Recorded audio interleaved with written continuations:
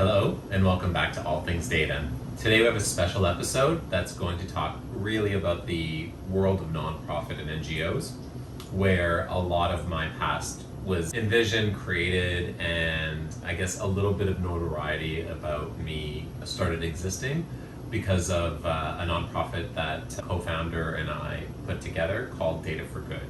It was largely inspired by the work done by DataKind in the United States. We very quickly expanded Data for Good from one chapter to a national nonprofit. Within 2 or 3 years, it really expanded and it had reach across the country. So today we're going to be talking about how AI and NLP is used in nonprofit and NGOs and charities, and some of the gotchas and reasons why they're not further ahead as well. So without further ado, let's get going. Hi, Victor. Tell me, how are nonprofits using AI NLP today? So it's not so dissimilar from regular small, medium businesses. It'll largely be a little bit different than the shiniest and brightest tech companies, Facebooks and Googles and OpenAIs of the world. And it's also a little bit different from the enterprise world, just usually because of money. I mean, these are nonprofits and NGOs who are looking for funding every year. And that usually brings up the biggest thing, the biggest ask, and the biggest reason for wanting AI to look to get better at fundraising. So that could be looking for better targets, trying to find larger donors, possibly looking to have a better pipeline, like an entire flow of deals that could materialize for you. And a lot of work is done in that part of the entire organization to optimize. So that's usually the place where nonprofits will start, is how do I optimize getting money in, because it's our lifeblood, and quite literally, like, we stop existing next year if we can't get cash through the door, right? I see. So that's a big one. And then much like all the other SMB businesses and organizations that we've been talking about on All Things Data, there's a normal class of things that they work through. So you could imagine stuff like trying to automate repetitive tasks, maybe not even going all the way to RPA and like the new version of automation where you basically really take yourself out of the loop, but even something as similar as automating report generation of some sort. You know, it's not truly AI at that point, but there is a start to that. That's sort of like you scratch an itch and then all of a sudden you're like, I could do more, or we could do more, it would be better if we got to this. So that's usually one that a lot of people will do, and it just takes, you know, a few keeners, probably analysts or something like that in your nonprofit, to want to do that work with you or for you. Another one that is sort of akin to the fundraising stuff is really to personalize messaging as much as possible. I mean, if you're doing broad strokes messaging, obviously that's just like advertising, but if you can tailor the messaging to individual donors, even if it's individual class of donors, it allows you to just have more targeted reach out to people and things that matter to me. Your nonprofit may be a cause that I deeply care about, but if you don't reach me at the right time with the right messaging, it's probably just gonna fly over my head and I'm not gonna pay that much attention. So of course, messaging is a huge issue to solve. Much like all these other businesses, you can do really well to improve customer service. That is often logging all the things that you've talked about, all the things that people have asked you about, possibly even putting together something like Apogee's Mensa, our chatbot, that learns from all of these logs and all of these FAQs, and basically doesn't need to be configured and just automatically knows how to answer your customer service questions. So that's like the forefront of customer service. And then in the back end, you could start looking at, well, not only do we know certain questions that arise at certain times of the year, but we know how to treat certain parts of the population with messaging. Again, back to messaging, that works really well. So your customer service could basically anticipate what the personalized message is going to be using a form of looking at the past. So basically AI and reporting. And if you're a large enough organization, you can go beyond that and you can have AI and data science that is largely looking to empower your decision makers at a very large organization. Like think the multinational nonprofits and charities that you see commercials for on TV. They have a real legitimate board and they have big deal executives. So all these people have to make some serious decisions about moving not insignificant amount of funds. Maybe it's hundreds of thousands or maybe even more. And several of them will have to figure out also where and how to put that money so that it gives them a good return. Because if it's not being used by having a bank account, the world doesn't reward you for putting money in a bank account anymore. They look for ways to vet their gut instinct, and really like the gut instincts that think of the past mostly. So you're looking for data-driven decisions, and as a decision maker, hopefully the AI and all of your business intelligence wraps up into something nice that comes to you as a topical report or a very high level thing, because you don't also want to be in the weed. You want to be able to make decisions based on data, but not data down at the log level. You want to be much higher, thinking of big programs kind of thing. And then of course there's the fundraising, which we've talked about already. So I think that's about 5 or 6 categories really that nonprofits and NGOs can benefit from. That sounds like many ways nonprofits can benefit from it. So why haven't more nonprofits and NGOs adopted the technology if it would benefit them so greatly? This is something that if you're in the industry, you kind of like bang your head against quite often.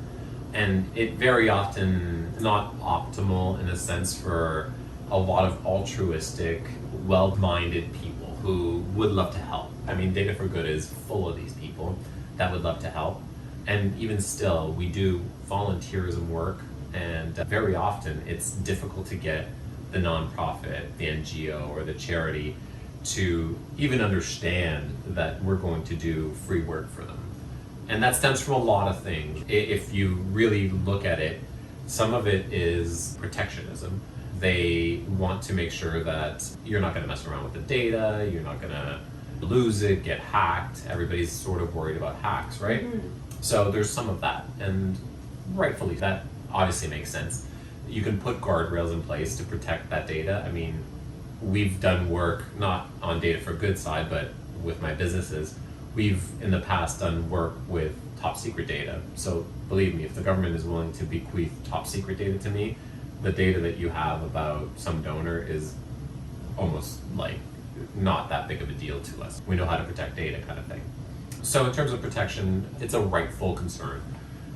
Really, like another one is a general like malaise or issue with bureaucracy. So if you're at the right size of a nonprofit, there's going to be 1 or 2 decision makers who are basically either going to stop everything from happening or enable everything from happening. So you may have a lot of people on the ground floor who wish and hope, cross their fingers and hold their breath that something is going to change and be done.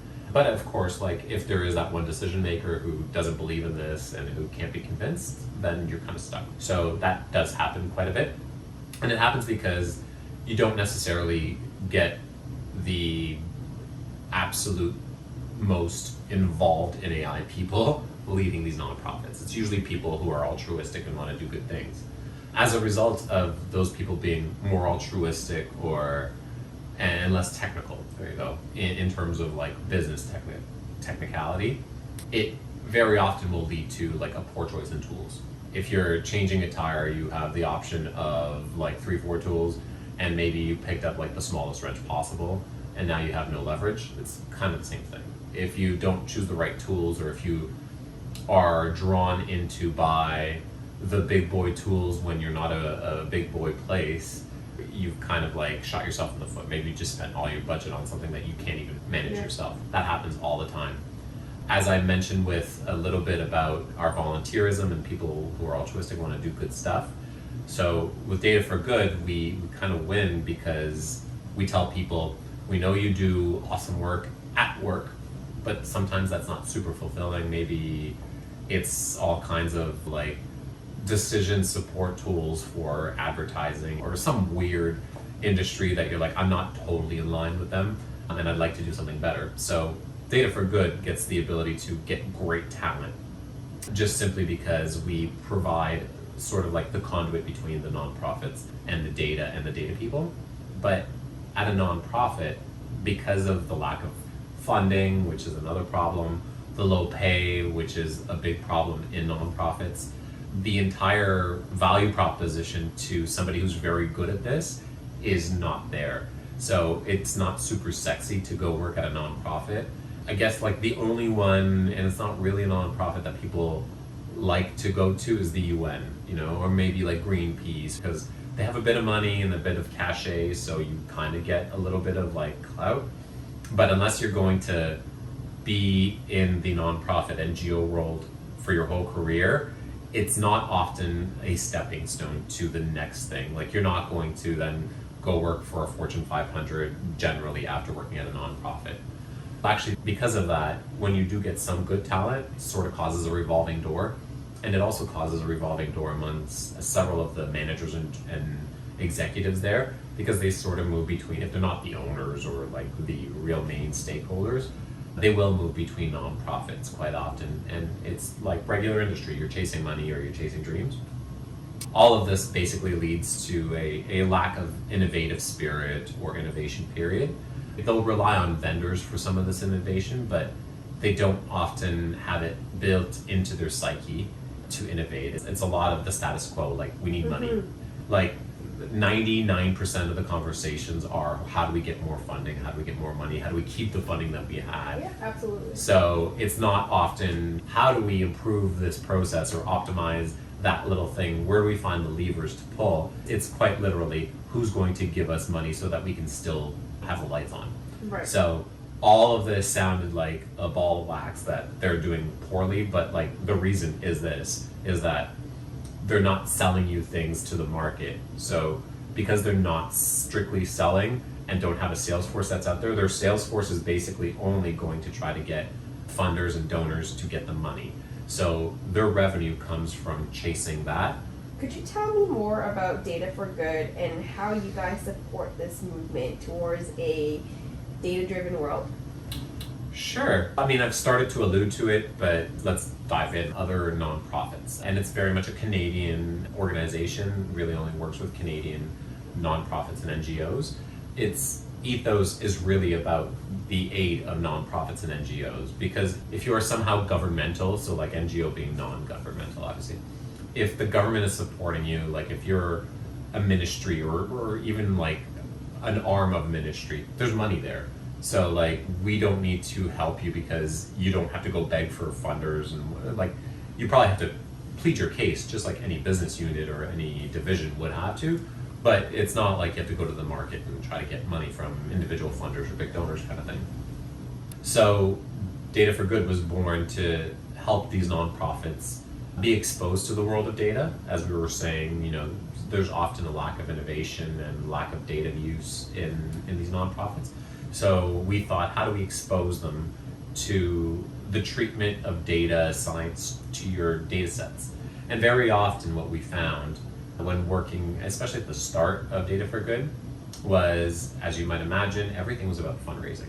So how do we maximize, how do we optimize, where do we market best, what are the geographies that we should go to, where do we find massive donors? Because you might think like being on this street, walking around, you see those late teens, early 20s with a clipboard and a smock on, and they're trying to garner some kind of gift for whoever. It doesn't actually matter which organization, but it could be for blood drives, or it could be for sexual trafficking, or it could be for hate speech, whatever. It doesn't actually matter.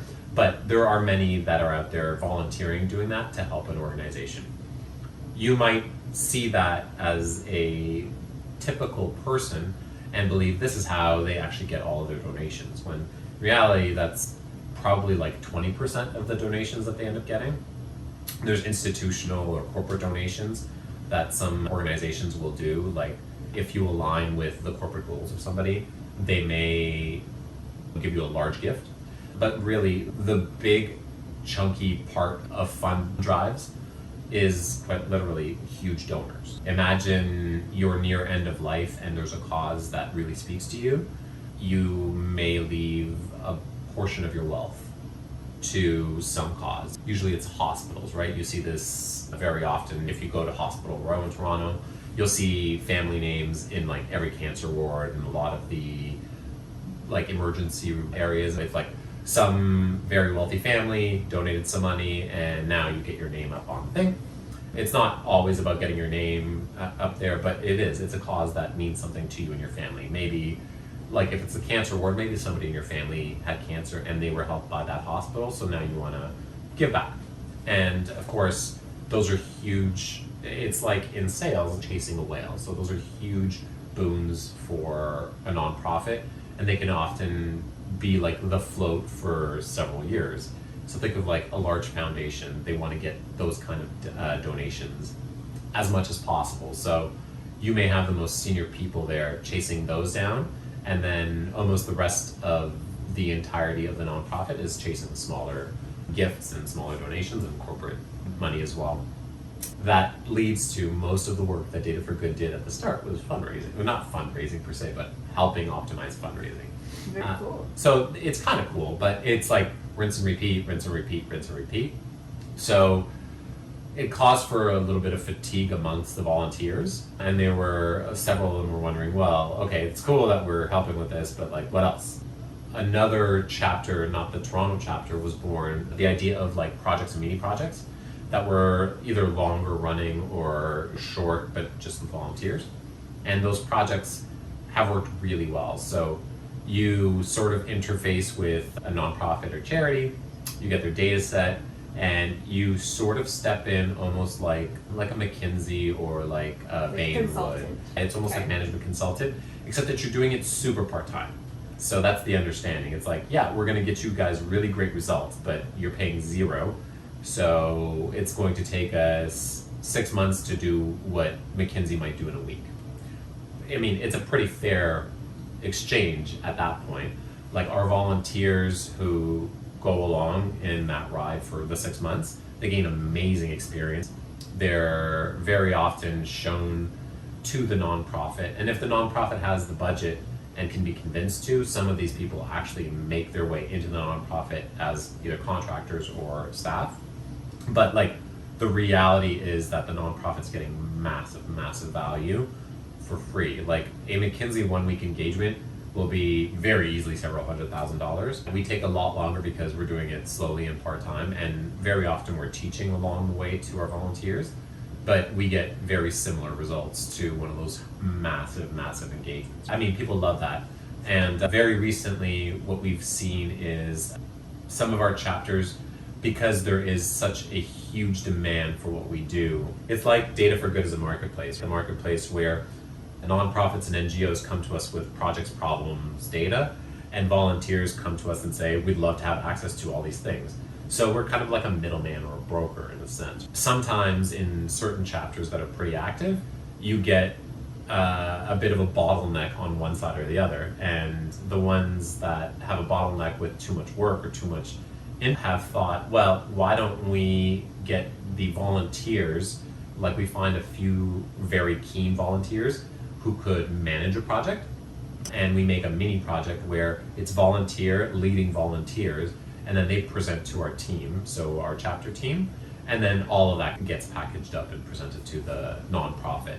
So that then gives us, I guess, a manner of scale and a manner of doing more work without having to have a massive team by any means at any specific location. So there's 3 models. There's the big project, which long-term kind of McKinsey-esque or Bain or whatever. There's the mini projects that the volunteers run and help us with, and then they present to us. And then there's the way that we really started, which is datathons, which are akin to like the Valley's hackathons. So everybody kind of like shows up, at least prior to COVID, it was everybody shows up in one location. They go either 72 hours or 48 hours or the full day, depending on the chapter. Wow. And they try to answer several questions given several data sets from a nonprofit. So there's a lot to be done on intake of that data for our chapter teams, in that they have to coach the nonprofit, they have to tease out the questions, they have to clean the data. so that when the datathon happens, all these people can now like rush in and basically solution rather than have to do all of that discovery work, which is what technical people don't want to do anyways. I think we're well over several hundred nonprofits that we've helped. Very cool. Something like 15,000 volunteers that we've helped. And the reason we're talking about it so much is 1000 ML and Data for Good have done work together. So there's a nice partnership there as well. And there's a lot of benefits to what 1000 ML has in the nonprofit world. The understanding of documents, document intelligence, contract management, our no configuration chatbot, all of that stuff fits really well into nonprofits. And of course we have pricing specific to nonprofits. So we love to help them as much as possible. So thanks again for joining our special episode of All Things Data, where we talked about nonprofits all the way through.